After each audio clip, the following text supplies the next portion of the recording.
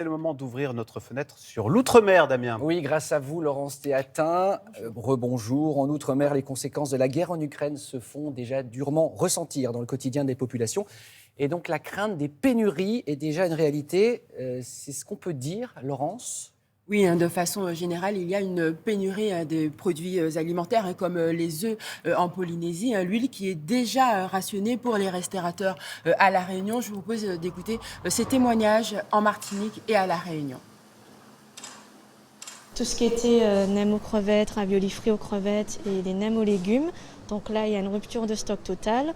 Pareil pour les galettes de riz pour faire les nems, donc c'est en rupture de stock. Le blé, bientôt ce sera l'huile de tournesol et puis la farine aussi et les œufs. On consomme environ 1 tonne d'huile sur 2 mois, donc c'est énorme. Et là, on nous donne 2 cartons de 15 bouteilles par semaine. Mais Laurence, ces pénuries, c'est uniquement à cause de la guerre en Ukraine ?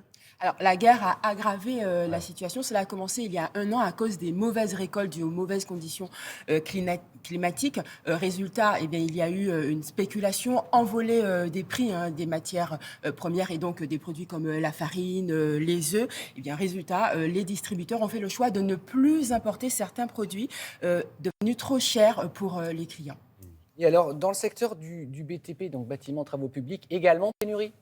Oui, et en Martinique, certains chantiers sont déjà à l'arrêt, chantiers de construction, et ce sont des dizaines de milliers d'emplois qui sont en péril dans tous les Outre-mer, comme l'explique ce reportage de nos confrères de Réunion la Première. En 3 mois, cette maison sur 3 niveaux a bien poussé. Le prix des matériaux qui la composent également, globalement 10 à 15% depuis le début de l'année, et ce n'est pas fini. On subit des augmentations quasiment de manière mensuelle. On n'a pas de délai de prévenance au niveau de nos fournisseurs. Donc, si vous voulez, la difficulté la plus importante, c'est la projection sur l'équilibrage financier de l'opération. En fait, depuis la reprise de l'après-Covid, les prix ont augmenté de 25 à 30%. À cette hausse s'ajoute l'indisponibilité des matériaux aujourd'hui. Et on se retrouve par exemple avec des chantiers où on a des déficits sur les enduits-plâtres et on perd 1 mois sur nos exécutions. Chez cet importateur, au port, l'un des principaux de l'île, l'approvisionnement est presque devenu un casse-tête. Dans le process, on passe des commandes.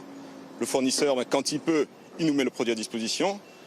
Et quand il peut, ça arrive chez nos transitaires qui fait partir, s'ils ont de la disponibilité dans le conteneur, pour faire partir.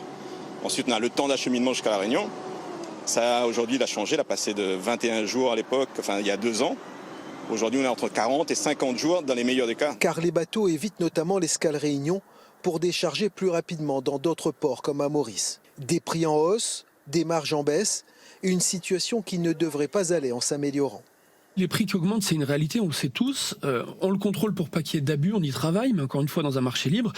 Et le conflit va l'amplifier. Dans quelle mesure, on ne sait pas. Peut-être 10% sur déjà ces surcoûts, peut-être 50%, sans oublier la pénurie de matériaux. D'ores et déjà, certaines entreprises ont noté une baisse de 40% des contacts clients sur le premier trimestre.